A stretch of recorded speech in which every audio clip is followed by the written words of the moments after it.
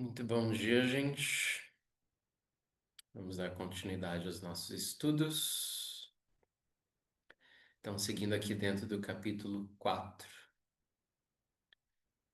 a gente vai entrar agora numa passagem do texto onde Krishna vai narrar de forma bem poética, é uma parte bonita do texto. Ele vai narrar alguns tipos de yajnas. Vocês se lembram dessa palavra? Yajna é aquela palavra que na tradução aparece sacrifício e eu tenho traduzido mais como oferenda, né? Então, a vida dentro da perspectiva védica, ela é em si mesma um yajna, tá? No sentido de que cada ser, ele existe oferecendo algo ao todo, oferecendo algo para os demais, tá? Tudo existe dentro desse senso de reciprocidade e interdependência, né? Então, por exemplo, o sentido da existência do fogo é que ele oferece o seu calor, a sua combustão e a sua luz para o que está em torno, né? O sentido de existência da água é que ela oferece a sua capacidade de nutrir, de lubrificar, de hidratar, né, de molhar para o que está em torno. Assim é também com cada ser vivo. Cada ser vivo está cumprindo um papelzinho ali na natureza, um papel no mundo. De modo que conscientemente ou inconscientemente, nós estamos cumprindo nossos yagnas, tá? Nós estamos cumprindo nossos papéis.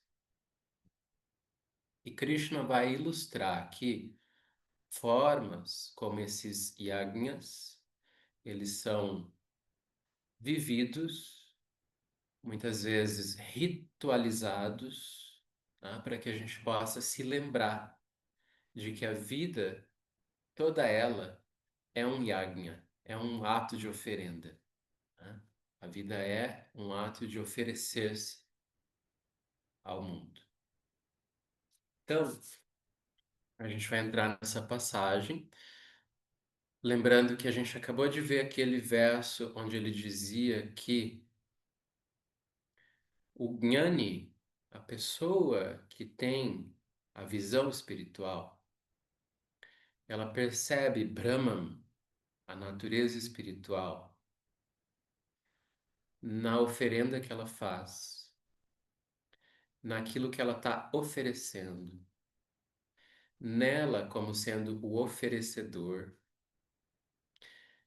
Percebe também Brahman, a natureza espiritual, naquele que recebe a sua oferenda.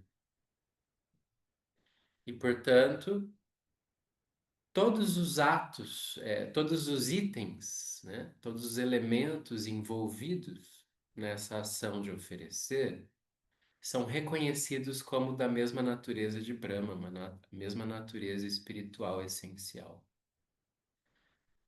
Vocês lembram desse verso? A gente viu na aula passada. Eu, inclusive, mandei para vocês a gravação de como cantar o verso, né? Eu disse para vocês que, inclusive, na tradição da Índia é muito comum esse verso ser cantado antes de algumas atividades cotidianas, como, por exemplo, antes de iniciar uma refeição, né? Eventualmente, antes de se banhar num rio, e muitas outras ações cotidianas, elas são ritualizadas, né? Muitas vezes com um canto que lembra que aquele que está vivendo aquilo, o que está sendo oferecido, o que está sendo recebido, né? Tudo isso é Brahman, tudo isso é da mesma natureza espiritual. Então, deixa eu abrir o texto.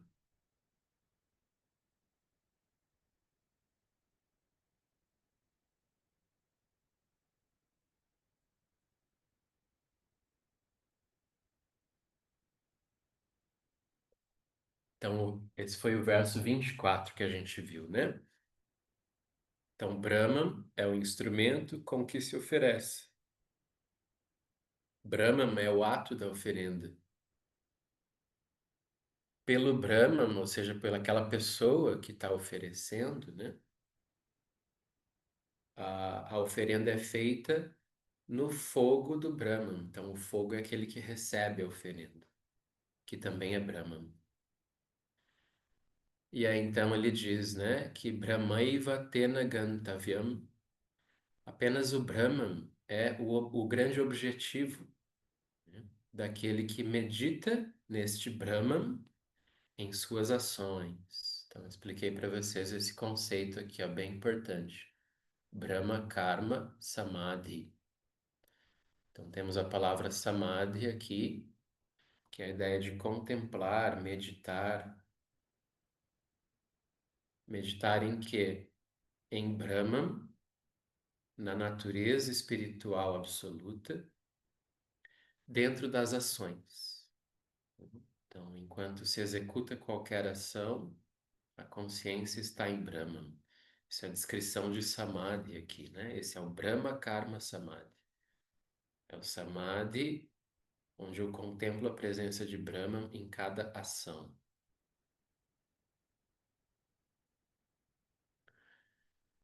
E então Krishna segue a descrição desses yajnas. Então vamos ao verso 25. Então ele diz assim, ó, que alguns yogis se dedicam especificamente para os Daiva Yajna. Então vejam a palavra Daivam, Daivam, tá? Tá declinado aqui, quer dizer para os devas, né? Yajna, que é a oferenda. Então o que que é essa oferenda relacionada aos devas? Então deva é aquela palavrinha em sânscrito que eu já expliquei para vocês, que a gente muitas vezes vai encontrar a tradução como deuses ou semideuses. Ah, mas como em geral a gente não vê esses deuses e semideuses, né? A gente se relaciona com esses devas através das forças da natureza. Tá? Esses devas, eles têm uma relação direta com as forças da natureza.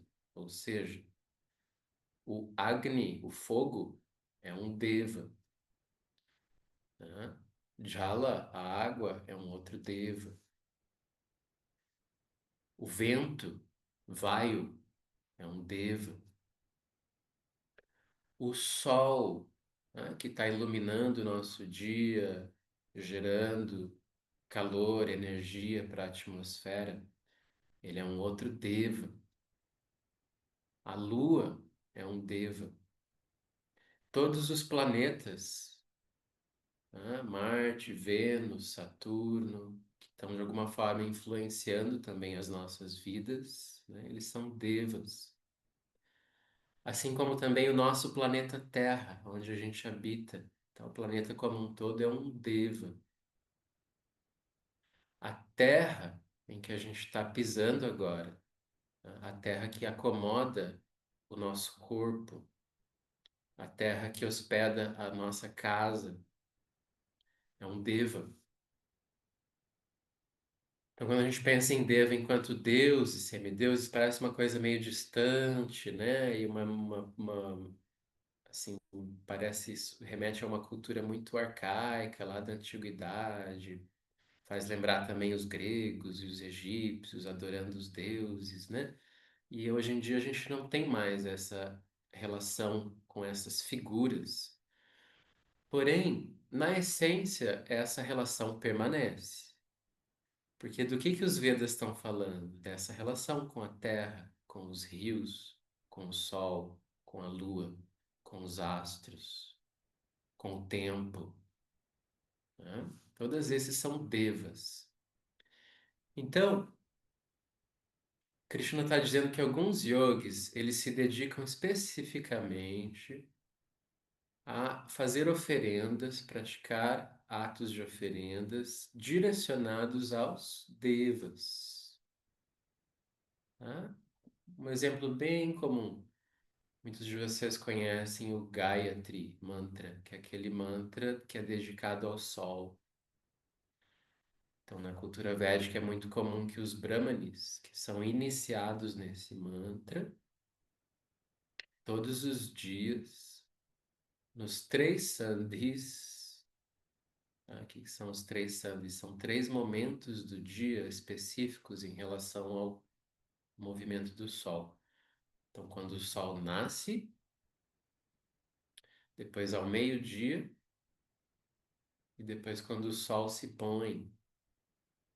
Esses yogis se sentam para meditar e praticam esse mantra, esse Gayatri, que é uma oração dedicada ao sol, que basicamente pede para que o sol, enquanto símbolo da clareza, ilumine a sua própria consciência, né? Então, isso é um tipo de yajna relacionado com um deva, né? Que é o sol. Existem yogis, por exemplo, que se dedicam à meditação na lua e nas fases da lua, e na compreensão, por exemplo, da relação entre as fases da lua e os estados mentais, tá? Porque a lua é o deva que rege a nossa mente, e as variações da lua, elas influenciam os estados mentais, né? Existem, por exemplo, ritos relacionados aos devas, quando você vai, por exemplo, construir uma casa. Os Vedas dizem que você não pode só ir chegando assim e ocupando aquela terra e perfurando a terra, cavando a terra, né? Você deve oferecer reverência à terra. Você deve pedir licença para a terra, para daí começar a construir em cima dela, né?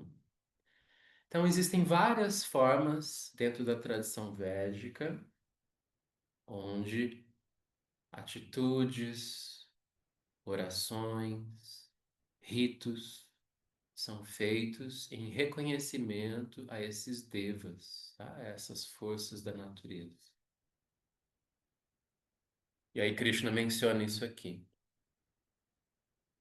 Em seguida ele diz: outros oferecem o sacrifício, o yajna, né, a oferenda, no fogo do Brahman, unicamente por meio do yajna, da oferenda, né? Então, na cultura védica isso é muito presente também, tá? Existem rituais, que são chamados de Agni Hotra, às vezes de Homa, onde os sacerdotes, os brahmanes, eles acendem uma fogueira, né? E aí são cantados hinos védicos, são feitas vários tipos de orações e vários tipos de oferenda ao fogo, porque esse fogo, simbolicamente, ele está representando Brahman, a origem de todas as coisas. Então, como tudo vem de Brahman, tudo retorna para Brahman. Então, nós recebemos tudo de Brahman. E nesses yagnas que são feitos ao fogo, né? Então, esses yagnas, eles simbolizam a gente devolvendo tudo, a gente recolocando tudo de volta em Brahman, né? Isso é feito nesse rito onde se cantam e se fazem oferendas ao fogo que consome, recebe essa oferenda. Então, isso é muito presente na tradição da Índia. Quem já foi para a Índia ou quem for para a Índia, né? Eu sei que tem gente aqui que vai para a Índia em breve. Vocês vão ter oportunidade, provavelmente, de vivenciar esses Agnihotras, tá? Esses rituais védicos. Peçam, tá? Para os guias de vocês. Eu quero conhecer um Agnihotra, eu quero ver como é que é feito o ritual do fogo, né? Tem uma parte muito divertida porque você ganha, às vezes, uma porçãozinha de arroz para jogar no fogo. Aí canta-se os mantras, e aí o sacerdote diz Swaha. Aí nesse momento, todo mundo que está ali participando do ritual pega um punhadinho de arroz e joga no fogo, assim, cantando Swaha. Todo mundo canta Swaha e joga o grão no fogo. Só que é claro, né? Tem um monte de gente. Aí as pessoas jogam e aí os grãos vão caindo na cabeça das outras pessoas, né? Fica aquela festa, aquela diversão ali, né? De ver os grãos caindo em cima das pessoas e então é muito engraçado às vezes. Os rituais védicos, eles são também muitas vezes, né? Bastante festivos, bastante alegres. Tem às vezes uma parte mais solene, mas tem essa parte muito alegre, né? Aí então Krishna segue descrevendo, no verso 26, ele vai dizer assim, que alguns outros oferecem como oblação. Oblação é outra palavra aqui para oferenda, tá? Para o ato da oferenda. A audição e os outros sentidos no fogo da restrição. Tá? Então, esse fogo da restrição é chamado aqui em sânscrito de Samyama Agni. Tá? Samyama Agni. E aí ele está falando que Shrotra, a audição, e Adi, todos os outros sentidos, são oferecidos nesse fogo da restrição dos sentidos. Então, isso é uma forma aqui poética dele falar sobre os monges e os ascetas que dedicam uma vida a um tipo de estado contemplativo, de aquietamento profundo da mente, onde os seus sentidos são pouco estimulados, né? Essas pessoas às vezes vão para lugares mais recolhidos, ou vão viver em templos, monastérios, onde tem ali toda uma atmosfera, né, favorável para uma prática onde os sentidos serão pouco estimulados e a mente ela vai ser conduzida a um aquietamento mais profundo. Então, Krishna está fazendo menção a essas pessoas quando ele diz aqui que algumas oferecem a audição e os outros sentidos no fogo da restrição dos sentidos. Né? E aí, então, isso é o que todo mundo deve fazer? Não. Logo em seguida, Krishna diz: olha só, alguns outros oferecem como oblação os objetos dos sentidos, tais como o som e os demais, nos fogos de seus sentidos. Olha só que bonito, né? Então, se por um lado tem alguns que silenciam os sentidos na restrição dos sentidos, outros entendem que os objetos dos sentidos são oferecidos aos sentidos. E isso também é um tipo de yajna, tá? Por quê? Porque a pessoa ela também pode reconhecer essa presença de Brahman, esse ato sagrado em cada experiência sensorial. Então, quando eu contemplo uma bela imagem, né, eu estou oferecendo essa beleza dessa imagem aos meus olhos. E eu posso entender que os meus olhos são Brahman e essa bela paisagem que eu contemplo também é Brahman. Quando eu ouço uma bela música, né, eu estou oferecendo esse som aos meus ouvidos. E eu posso reconhecer que tanto os meus ouvidos são Brahman, assim como a música, essa bela música, é Brahman. E desse modo, toda experiência sensorial ela pode ser também um caminho de realização de Brahman, quando os objetos dos sentidos são oferecidos aos sentidos. E essa interação entre os objetos dos sentidos e os sentidos, ela se torna então sacralizada.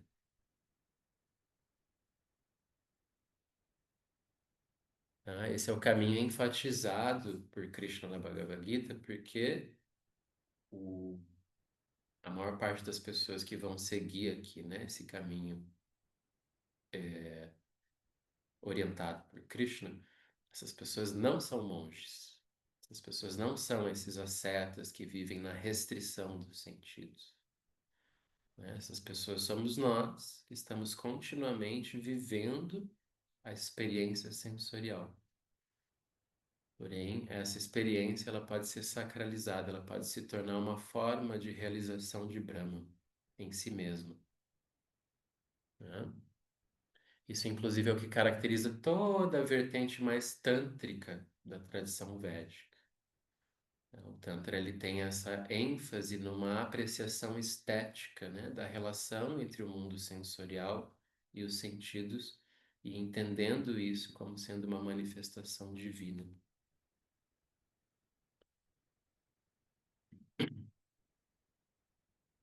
Em seguida, no verso 27, Krishna diz: alguns também oferecem como oblação as funções dos sentidos e a atividade do alento vital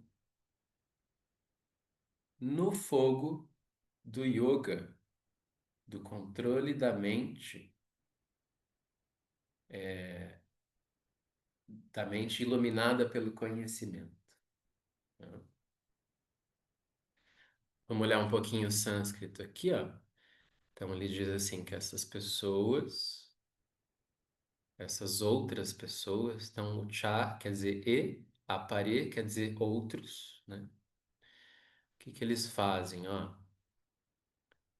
Eles oferecem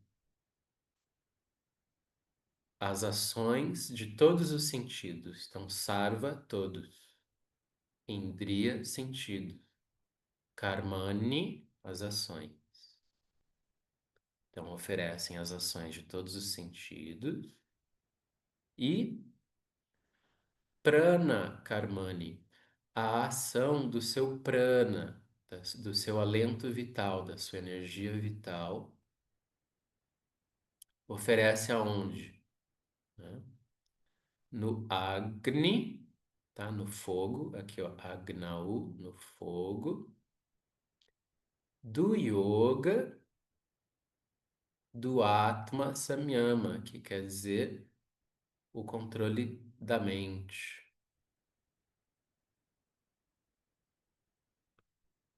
E só fazendo um parênteses aqui, tá? Isso é uma interpretação do verso. Atma enquanto mente. E Samyama enquanto sendo o controle da mente, tá? Poderia também ser a meditação no Atma, a meditação no eu.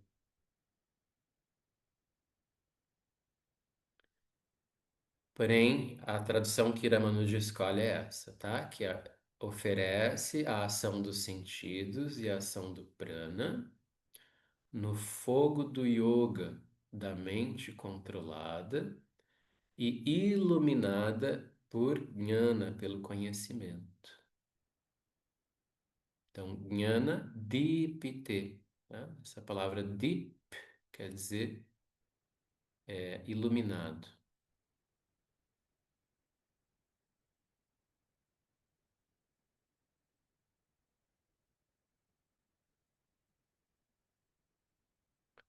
Em seguida,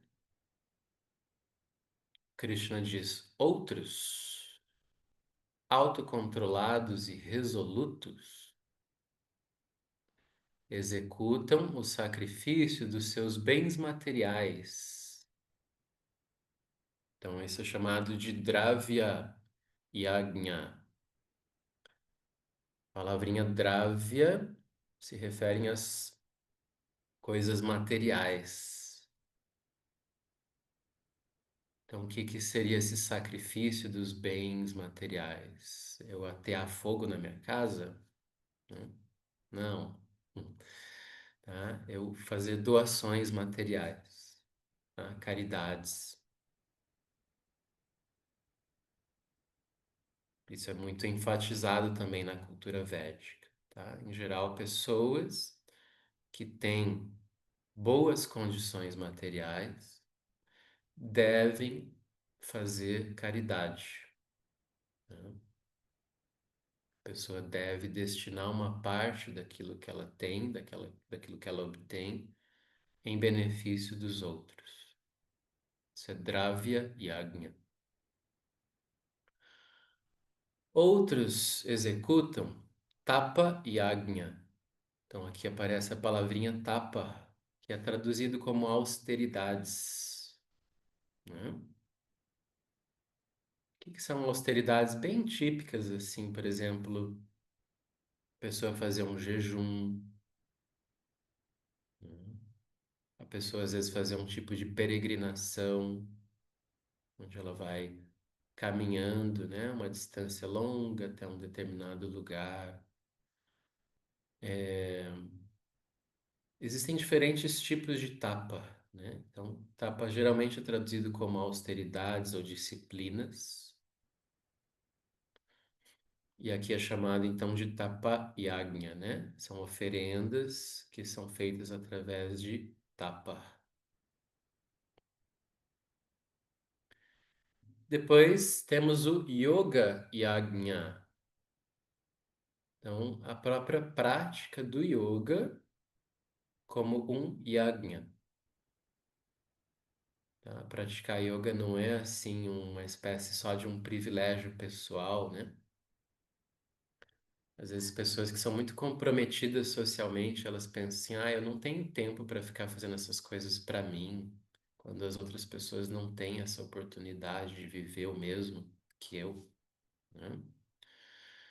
No entanto, os Vedas consideram que quando uma pessoa pratica yoga, né, quando ela está dedicando um tempo a esse equilíbrio, essa harmonia interior, né? Essa realização ali espiritual que ela está vivendo. Isso naturalmente, automaticamente reverte em benefício para o mundo, né? O mundo ele se torna muito melhor, né? Quando existem pessoas que estão cultivando esse tipo de vida, esse tipo de consciência, do que se não tiver isso, né, presente. Então, entendam, mesmo quando vocês estão praticando yoga, da forma como vocês praticam, né? Algumas pessoas um pouco mais enfatizando asana, outras um pouco mais em pranayama, outras mais em meditação. Esse yoga é um yajna, é uma oferenda que você está fazendo para o mundo, né? Aí ele vai dizer assim que tem o Swadhyaya Jnana Yajna, tá? Que é o sacrifício ou oferenda do conhecimento através da prática do Swadhyaya. O que que é a prática do Swadhyaya?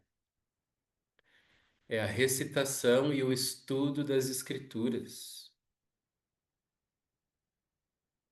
Por exemplo, isso que a gente está fazendo aqui agora, nesse momento, é um Swadhyaya Jnana Yajna. A gente está dedicando um tempo da nossa vida para estudar uma escritura, para estudar um ensinamento espiritual. Tá? Eventualmente, a gente poderia, inclusive, sentar para recitar esse texto. É muito comum isso também, né? A pessoa, ela não só estuda, mas ela recita o texto. Então, ela vai cantar o texto, meditando no ensinamento do texto. Essa prática é chamada de Swadhyaya, tá? E aqui é chamada de Swadhyaya Jnana Yajna. O sacrifício ou a oferenda do estudo das escrituras, a oferenda do conhecimento através do estudo das escrituras.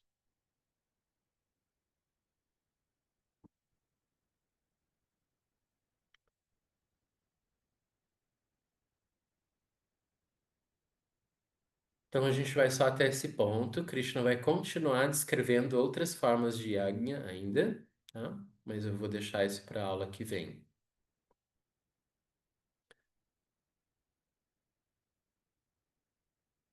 Então deixa eu encerrar a compartilha da tela.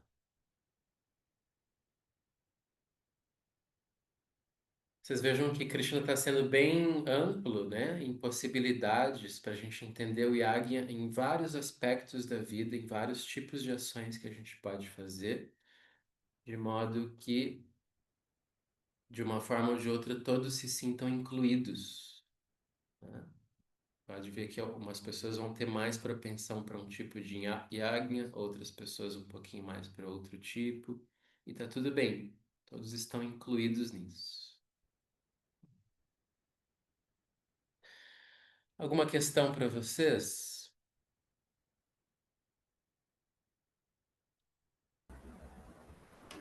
Oi, bom dia. Bom dia, Marcelo. Existe algum momento em que vai ser refletido sobre. Porque, pelo que eu estou entendendo, esse Yagna ele é também uma postura existencial, assim, né, de reverência, né? Existe alguma reflexão sobre você fazer o teu trabalho cotidiano, assim, como um tipo de oferenda também, assim? Sim, certamente, Uhum, né? Certamente. Na verdade, o trabalho que a gente faz, ele é a parte mais evidente do yajna, né? uhum, Porque querendo ou não querendo, a gente vai ter que estar ali para servir as pessoas. O que que é o nosso trabalho se não resolver alguma coisa na vida de alguém, né? Então, o trabalho é isso, né? A gente está ali prestando um serviço para uma necessidade do outro. uhum, Então, esse é o momento onde o yajna mais se evidencia na nossa vida. O problema, né, da nossa cultura é que a gente relacionou o trabalho com uma coisa chata, indesejável, né? E a gente tem toda uma antipatia, assim, muitas vezes pelo trabalho, né? Dizem que a palavra trabalho vem do latim tripalium, que era um instrumento de tortura na Idade Média. Então veja como está inserido na nossa cultura essa ideia de que o trabalho é uma coisa torturante, né? Uma coisa dura, árdua, né? Mas não deveria ser assim. O trabalho é o nosso yajna formal, né? Principalmente dentro da vida do grihasta, né? Que é essa fase da vida onde a gente é profissionalmente mais ativo. E outros momentos da vida a gente não trabalha exatamente, mas a gente segue cumprindo outros yagnis. Tá? Mas durante a fase de vida profissional, o trabalho é certamente um dos nossos principais yagnas e o mais evidente deles, porque ali realmente você está a serviço, né, de outras pessoas.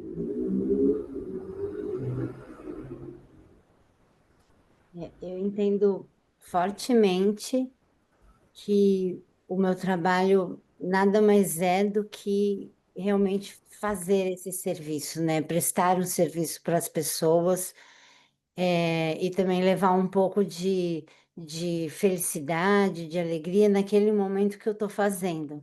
Só que, de qualquer forma, eu espero o fruto do meu trabalho.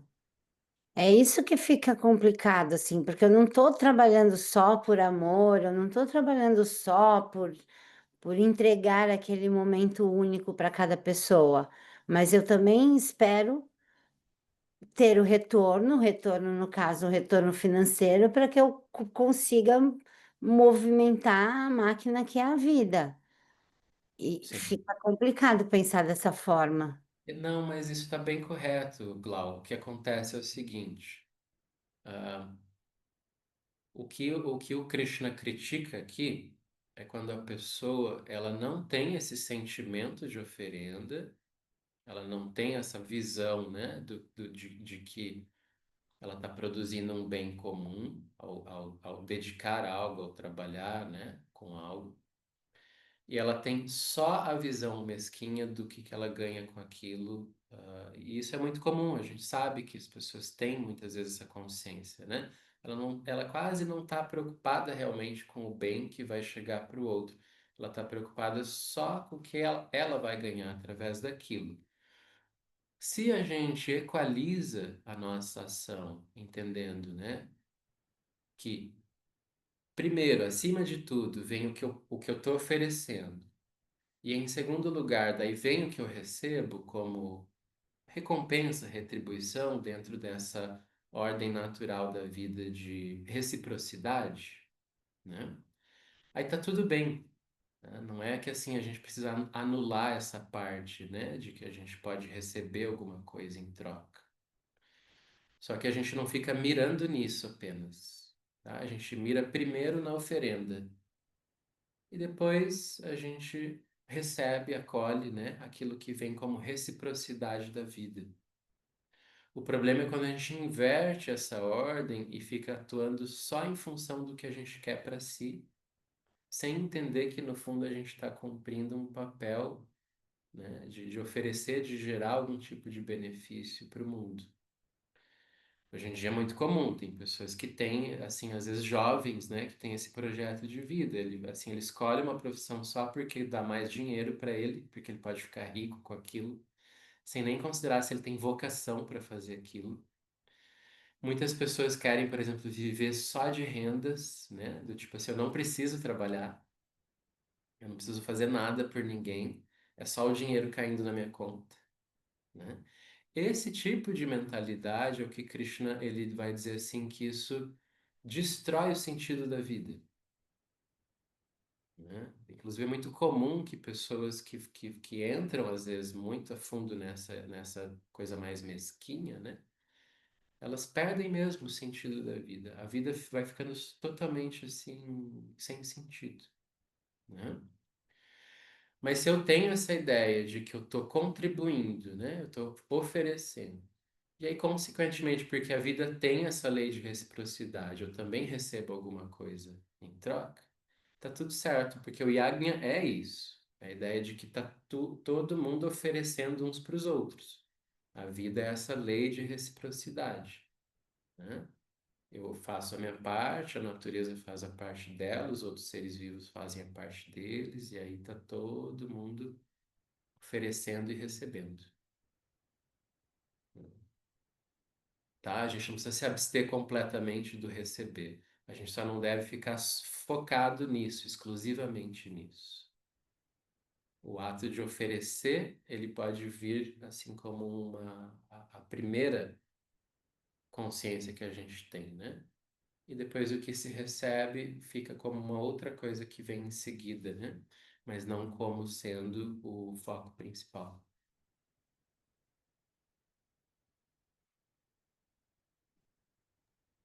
Marcos, no 26 lá, dá uma olhadinha na tradução que tem, não, não sei, acho que não bateu muito quando ele fala sobre os outros yoguins que se esforçam para evitar o apego dos sentidos. Foi isso que eu entendi da tradução. E você colocou como aqueles que eles fazem uma apreciação dos sentidos. Aí eu fiquei confusa. Deixa eu ver o verso 26. 26. É porque eu estou indo pela tradução em inglês, né? E você está indo pelo sânscrito. Talvez a tradução realmente. Ou eu entendi errado.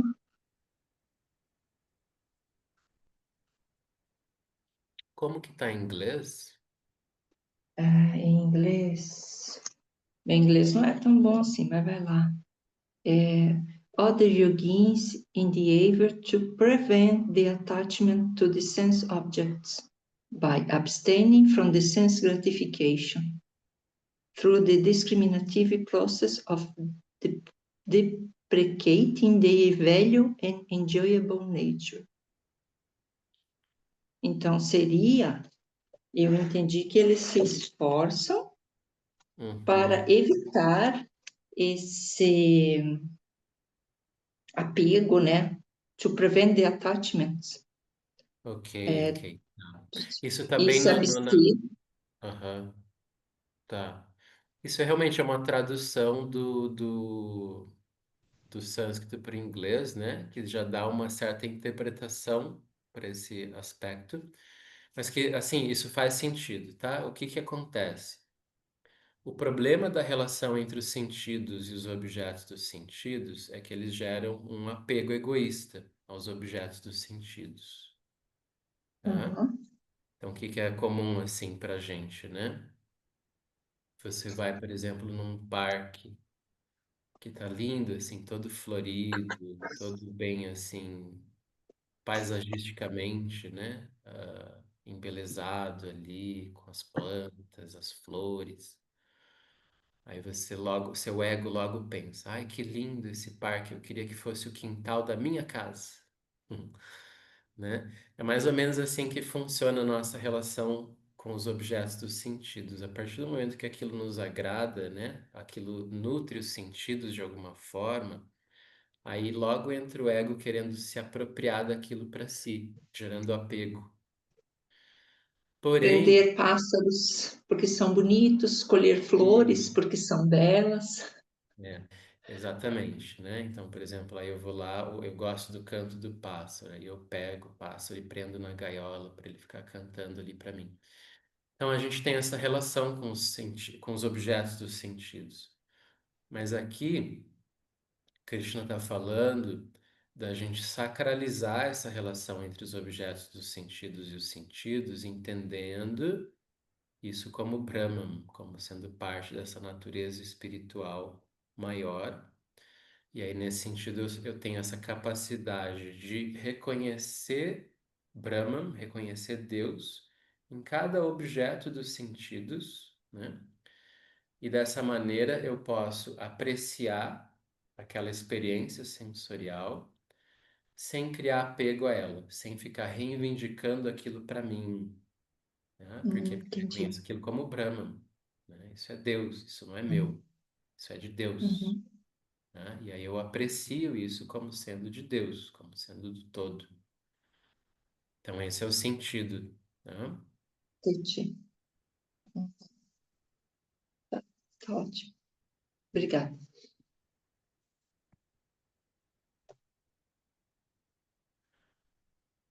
Ok, gente. Então vamos concluir por hoje. Então, uma boa semana. Nos vemos na quarta que vem. Abraços. Próxima. Obrigado, Tchau, pessoal. tchau. Yeah. Boa semana a todos. Boa Tchau. semana. Abraço. Marcos, feliz dia do Tchau. professor. Ah, É obrigado, não verdade, sabia é que hoje. Para você Parabéns. também. Feliz Dia dos Professores também para você, porque você também é uma professora. Tchau, gente. Tchau.